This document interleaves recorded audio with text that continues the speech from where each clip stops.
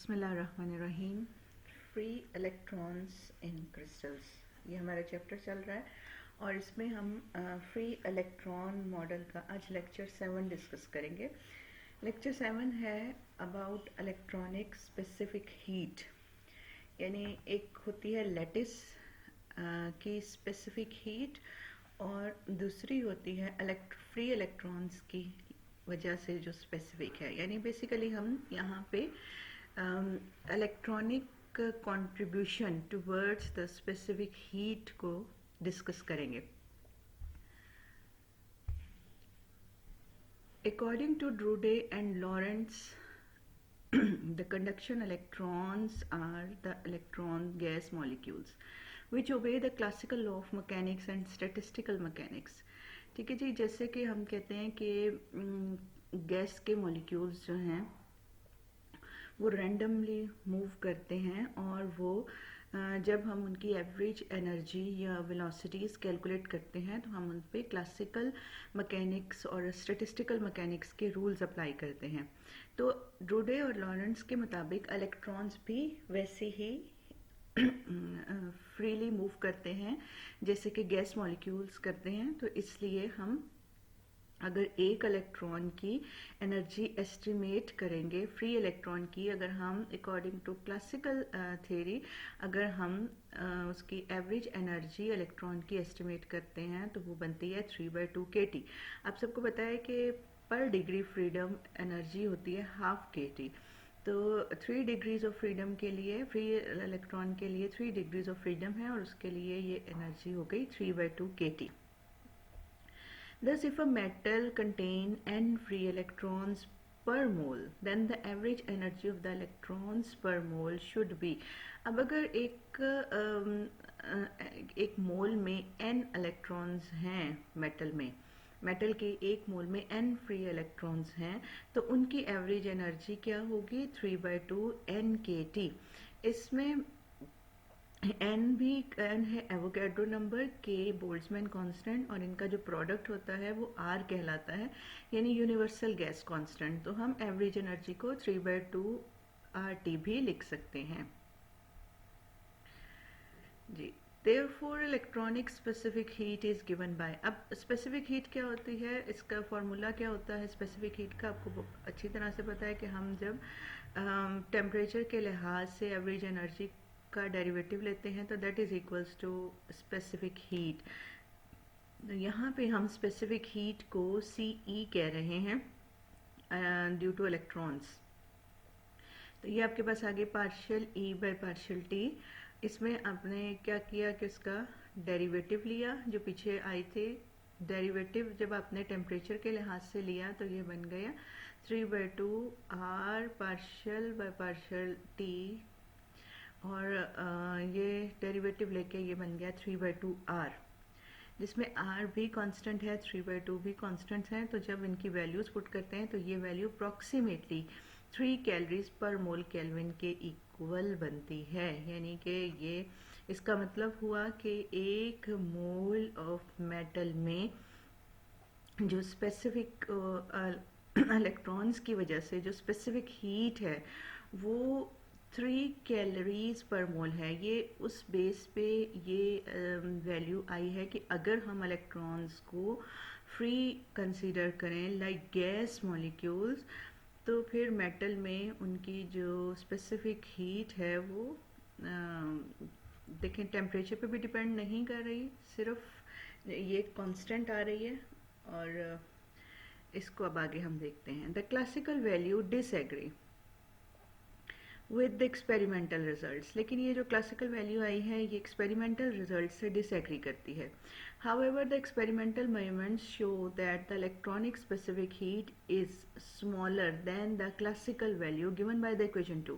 equation 2 से जो हमें यानी 3 कैलोरीज पर मोल केल्विन के हिसाब से जो हमें स्पेसिफिक हीट की वैल्यू मिल रही है, एक्चुअल जो है एक्सपेरिमेंट से जब आप कैलकुलेट करते हैं तो वो इससे कम होती है और कितना करीबन 100 टाइम्स, ठीक है, 10 की पावर -2 के फैक्टर से उसका डिफरेंस है।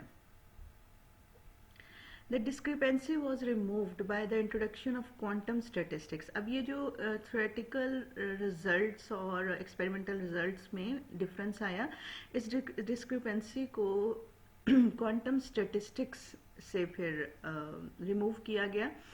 अगर हम फ्री इलेक्ट्रॉन्स पे बोल्ट्जमैन क्लासिकल लॉ यानी कि बोल्ट्जमैन स्टैटिस्टिक्स लगाने की बजाय अगर हम फर्मी डिराक स्टैटिस्टिक्स अप्लाई करें तो ये डिस्क्रिपेंसी रिमूव हो जाती है।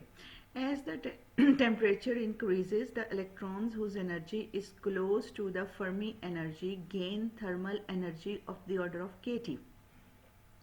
अब हमें पता है कि जब 0 केल्विन पे इलेक्ट्रॉन्स जो हैं वो अपने अपनी ग्राउंड स्टेट्स में होते हैं और वो मेटल के तमाम एनर्जी लेवल जो फ्री इलेक्ट्रॉन्स के लिए हैं वो कम्प्लीटली फिल्ड होते हैं, ठीक है। तो ऐसे में और जो हाईएस्ट ऑक्यूपाइड लेवल होता है उसे हम फर्मी लेवल कहते हैं, यानी उन तमाम एनर्जीज में से जो हाईएस्ट एनर्जी होती है उसको हम फर्मी एनर्जी कहते हैं।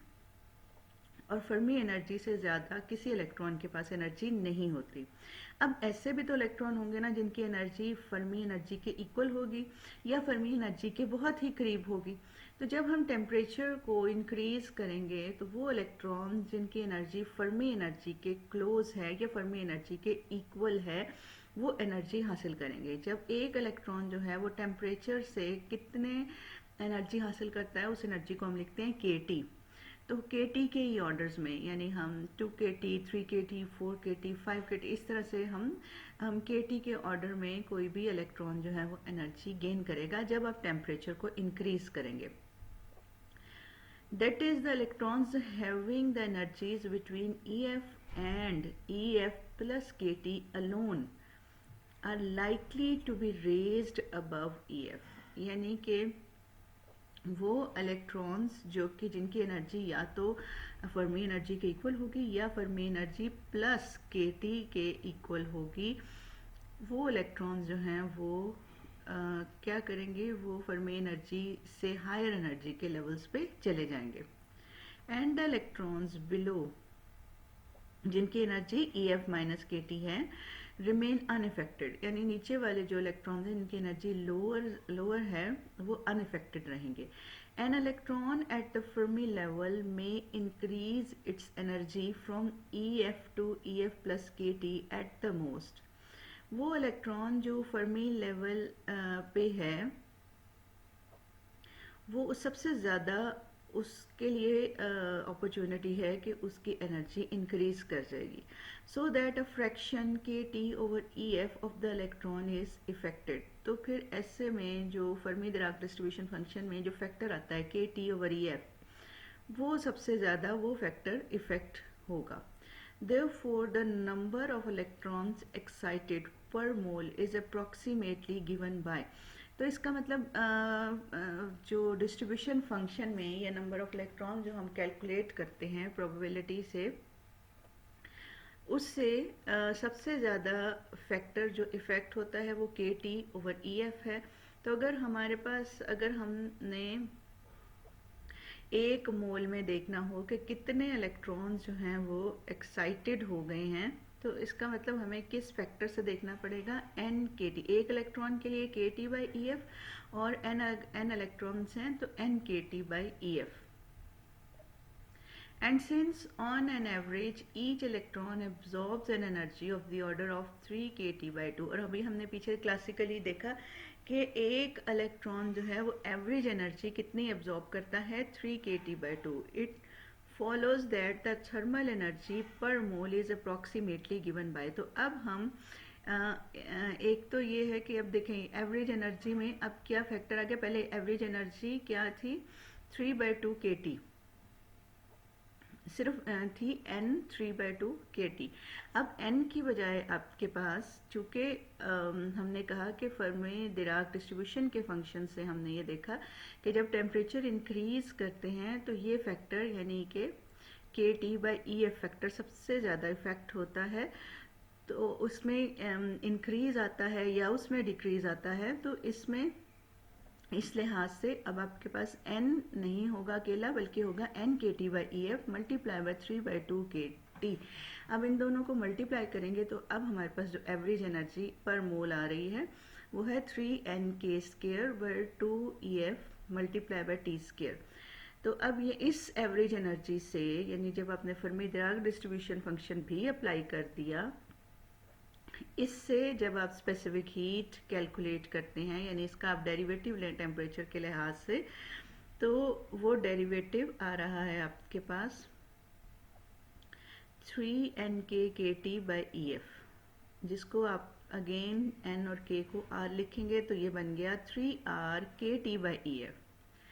ठीक है, देखें तो पहले सिर्फ 3R आ रहा था, ठीक, और अब साथ में ये फैक्टर मल्टीप्लाई हो रहा है, यानी KT/EF। क्लासिकल से क्वांटम में आने में अब देखें ये डिफरेंस यहाँ पे आ रहा है, यानी ये फैक्टर जो मेनली टेम्परेचर के इंक्रीज करने से जो फैक्टर इफेक्ट होता है वो अब साथ में मल्टीप्लाई होगा।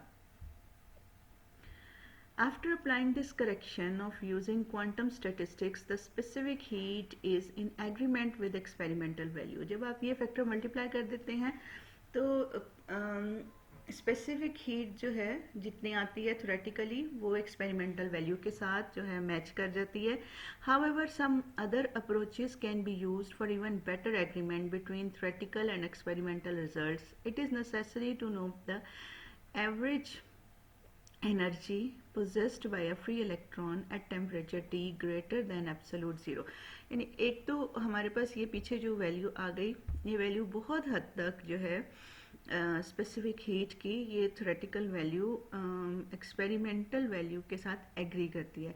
लेकिन इससे भी बेहतर अप्रोच ये है कि अगर हम एवरेज एनर्जी को इस तरीके से कैलकुलेट करें, यानी एवरेज एनर्जी पे हम इस तरह ये फॉर्मूला लगाएं 1/n integral 0 to infinity ENEDE।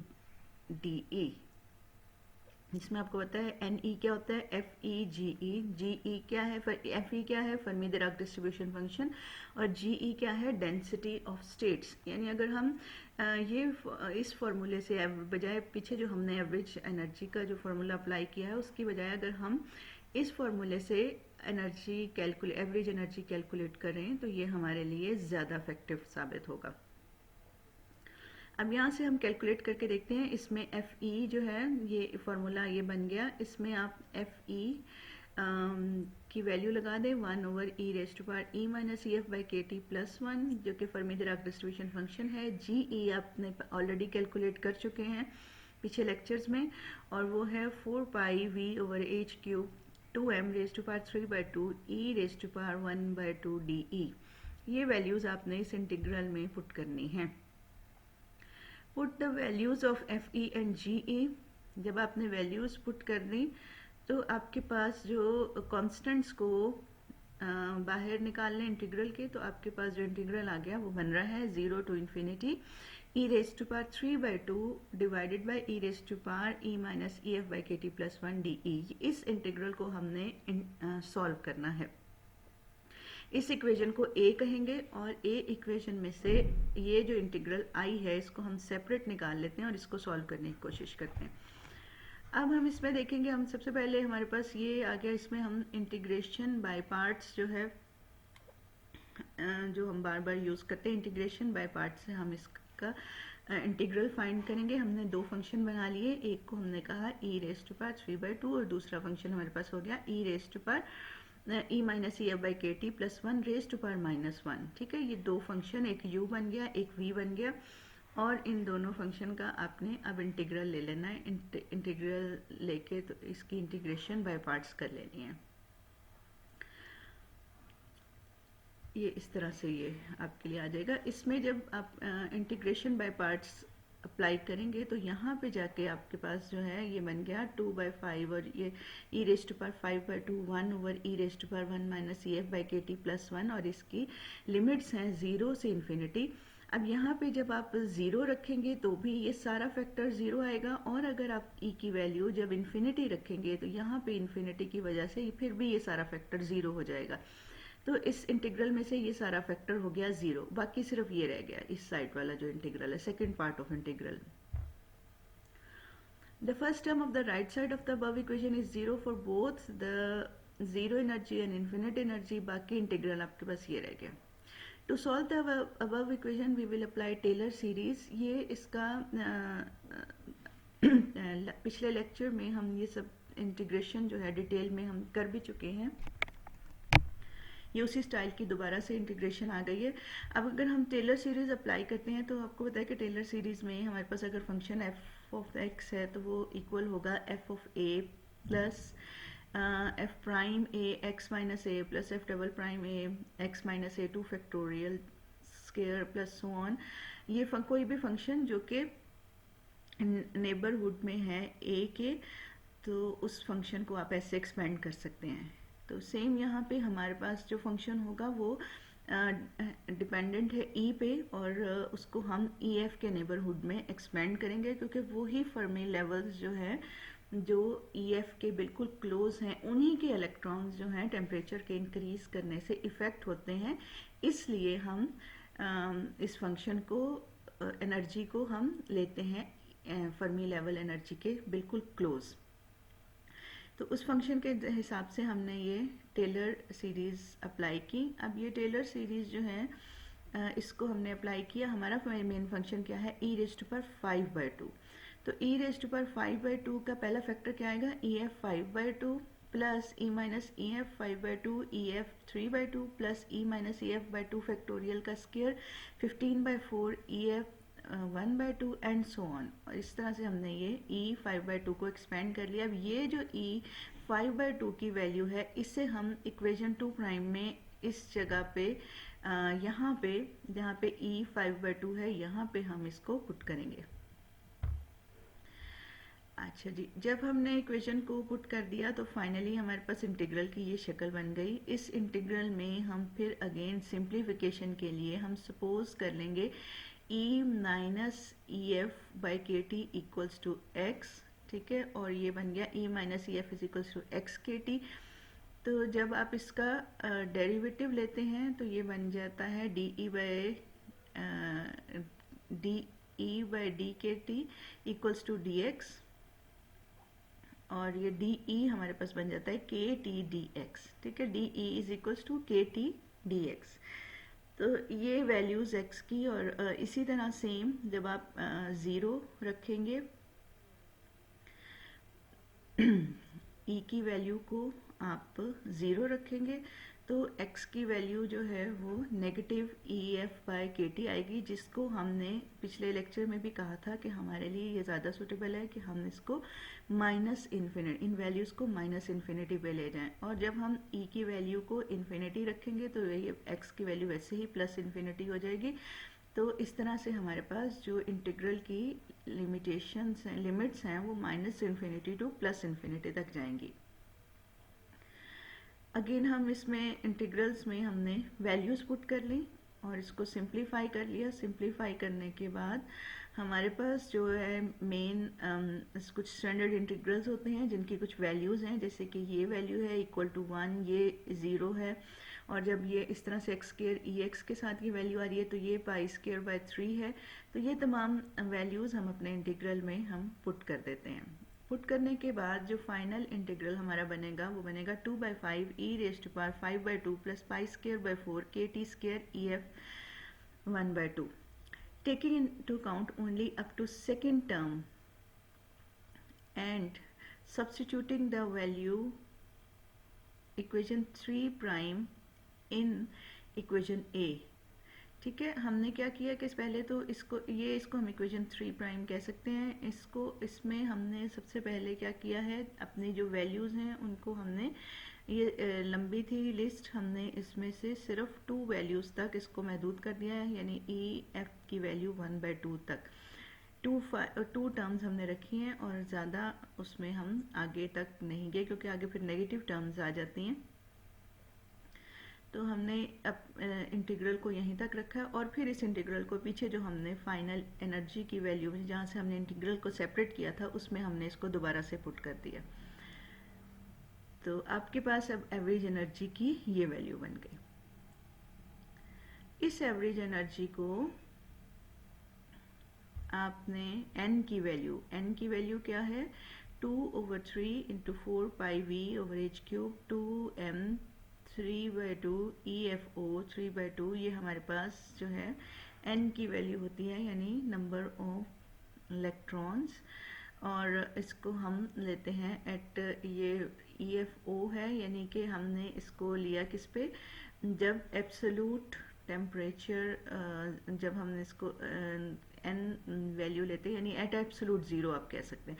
Eight absolute zero EF जो है वो EFO के इक्वल होता है। तो हमने ये पिछले लेक्चर से जो हमारे पास n की वैल्यू आती है, इस n की वैल्यू में हमने वो वैल्यूज़ जो हैं वो हमने वो इसको भी और उसको भी हमने किस में पुट करना है, एवरेज एनर्जी में पुट करना है। इसको हम दोबारा से देखते हैं।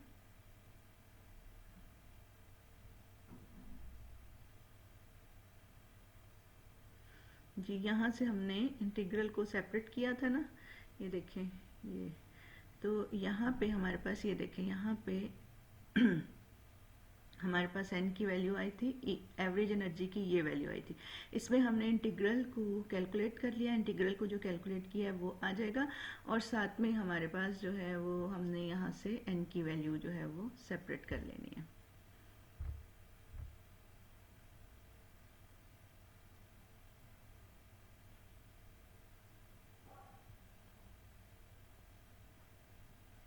ठीक है जी, n की ये वैल्यू हमने वहाँ पे एवरेज एनर्जी में पुट कर दी।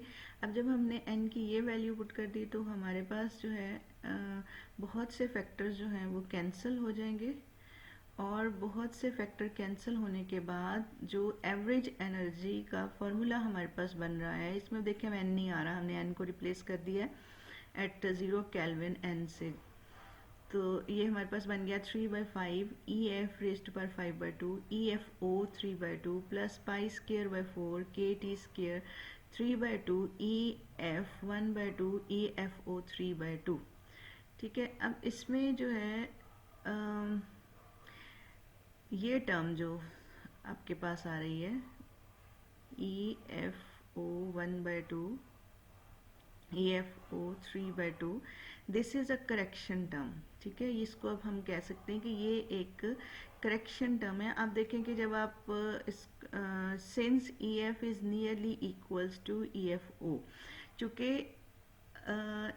फर्मी एनर्जी जो है वो जब टेम्परेचर, हमने पिछले लेक्चर में इफेक्ट ऑफ टेम्परेचर को डिस्कस किया था, हमने देखा था कि जो टेम्परेचर के राइज करने से जो फर्मी एनर्जी एट 0 केल्विन है उसमें स्लाइटली सा इंक्रीज होता है लेकिन बहुत ही स्लाइटली, तकरीबन ना होने के बराबर।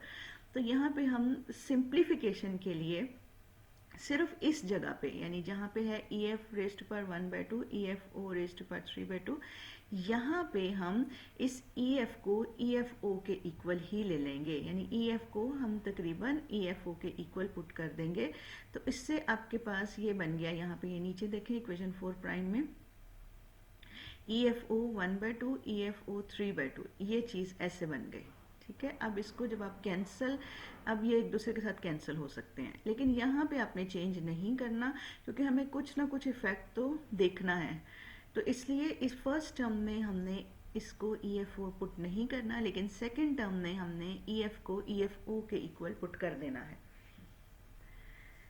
अच्छा जी, अब जब आपने इसको सिंप्लीफाई किया, सिंप्लीफाई करने के से हमारे पास जो रिज़ल्ट बना वो बनेगा, हमने EF के लिए ये वैल्यूज़ निकालनी है, तो ये हमारे पास बनेगा EFO 1 minus pi square by 12 KT over EFO whole square. ये हमारे पास इक्वेशन बन रही है, जिसमें अगर आप इसको E रेज़्ड टू पावर 5/2 ले लें तो हमारे पास ये बन जाएगा EFO raised to power 5/2 1 minus 5/2 pi square by 12 KT over EF square.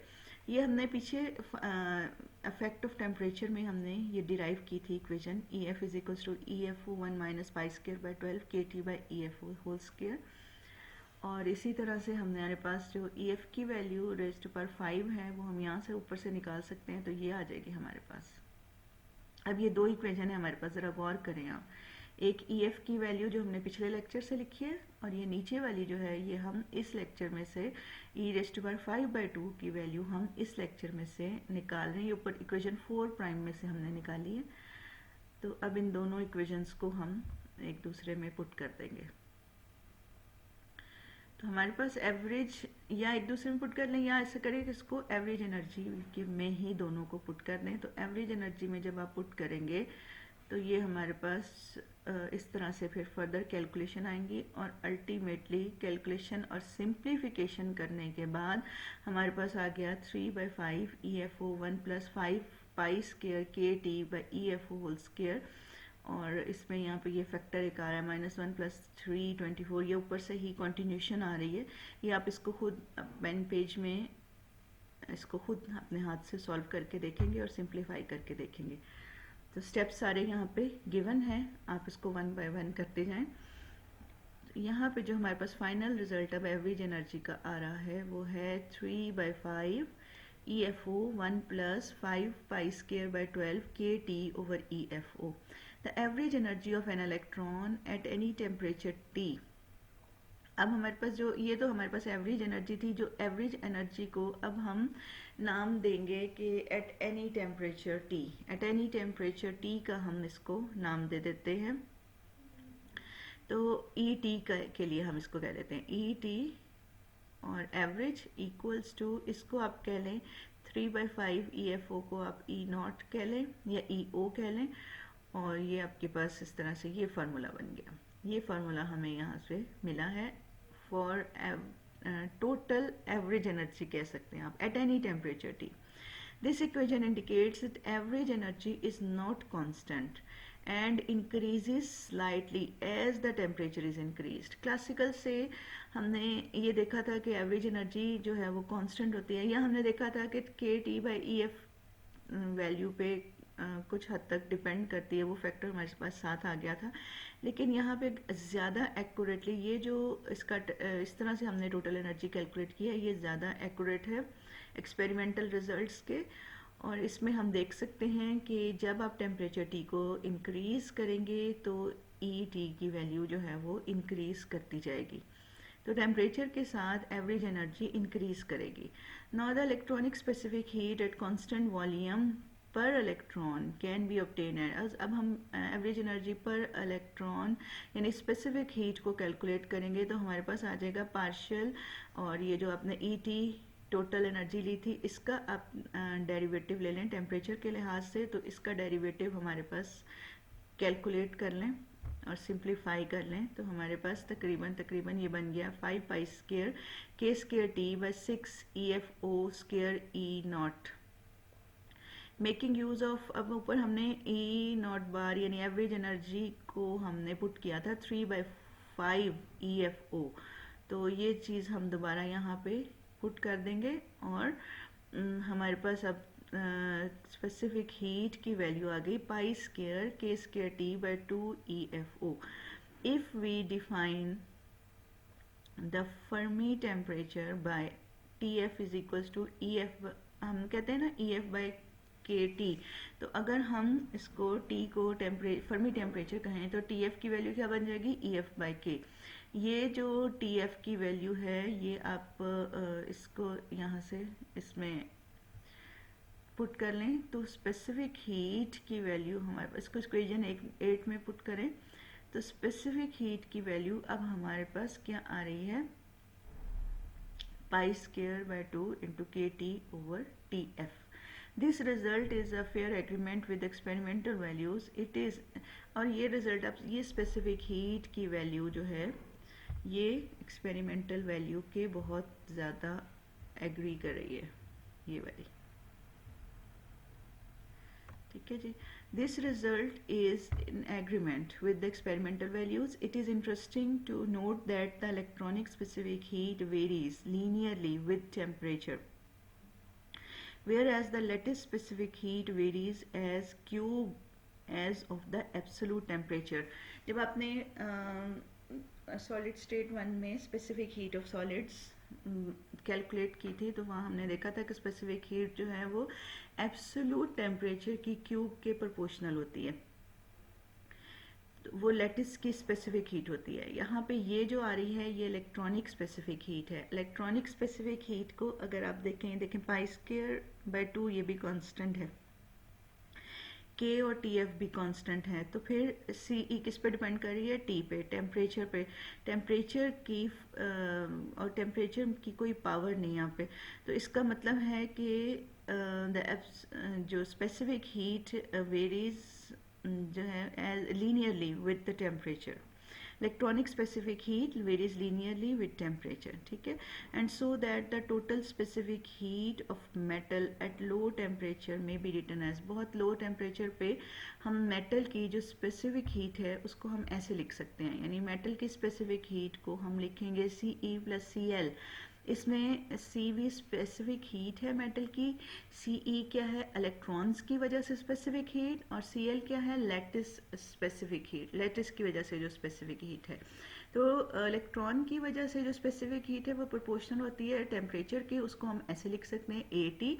और ये जो लैटिस की स्पेसिफिक हीट होती है ये टेम्परेचर के क्यूब के प्रोपोर्शनल होती है, तो इसको हम लिख सकते हैं BT, जिसमें A और B दोनों ही कांस्टेंट वैल्यूज हैं। Figure shows the variation of two specific heats with temperature, indicating that the electronic contribution dominates in the helium region. Helium region का मतलब होता है बहुत ही लो टेम्परेचर। आपको पता है हीलियम लिक्विड फॉर्म में अगर हो तो उसका boiling point 4 point something kelvin में होता है, तो इसलिए ये बहुत, इसका मतलब है कि बहुत ही, हीलियम रीजन का मतलब है बहुत स्मॉल टेम्परेचर्स पे। Only after certain temperature the lattice contribution becomes predominant। ये ज़रा आप ग्राफ में गौर से देखें, ग्राफ में आप देखें तो ये जो ग्राफ बना हुआ है, ये जो स्ट्रेट लाइन है ये वाला, ये देखें, ये स्ट्रेट लाइन जो है ये इलेक्ट्रॉनिक स्पेसिफिक हीट को का ग्राफ है। टेम्परेचर और स्पेसिफिक हीट के दरमियान ग्राफ लेना तो ये बन रहा है स्ट्रेट लाइन। अब आप देख सकते हैं कि करीबन यहाँ तक, ये इस टेम्परेचर तक, यानी 0 से लेकर इस टेम्परेचर तक ये ग्राफ हायर है, यानी ये डोमिनेट कर रहा है। और उसके बाद के टेम्परेचर्स पे फिर ये देखें, यहाँ से जो इस टेम्परेचर के बाद के टेम्परेचर्स हैं, फिर ये वाला ग्राफ, ये जो ग्राफ था ये कौन सा ग्राफ है? ये लैटिस हीट कैपेसिटी का ग्राफ है। और अब जो हायर टेम्परेचर्स पे ये ग्राफ जो है ये क्या कर रहा है? ये डोमिनेट कर रहा है। तो इसका मतलब है कि जब टेम्परेचर स्मॉल है तो इलेक्ट्रॉनिक स्पेसिफिक हीट का मेजर कंट्रीब्यूशन है, और जब टेम्परेचर हाई है तो ज़्यादा डोमिनेटिंग जो है वो या ज़्यादा स्पेसिफिक हीट में जो कंट्रीब्यूशन है वो लैटिस की स्पेसिफिक हीट का कंट्रीब्यूशन है। और अगर हम अब इन वैल्यूज़ में से अगर हम CV/T और T स्क्वायर के दरमियान अगर हम ग्राफ बनाएं, CV/T के दरमियान और T स्क्वायर के दरमियान अगर हम एक ग्राफ बनाएं तो वो ग्राफ एक स्ट्रेट लाइन आती है, ठीक है, वो बिल्कुल एक स्ट्रेट लाइन है जिसमें ये जो पॉइंट है ये A होता है, और इसकी जो स्लोप है वो B के इक्वल होती है, यानी इंटरसेप्ट जो है वो A है और स्लोप इस लाइन की जो है वो B है। ठीक है जी, आज का हमारा लेक्चर यहाँ पे ख़त्म हो गया।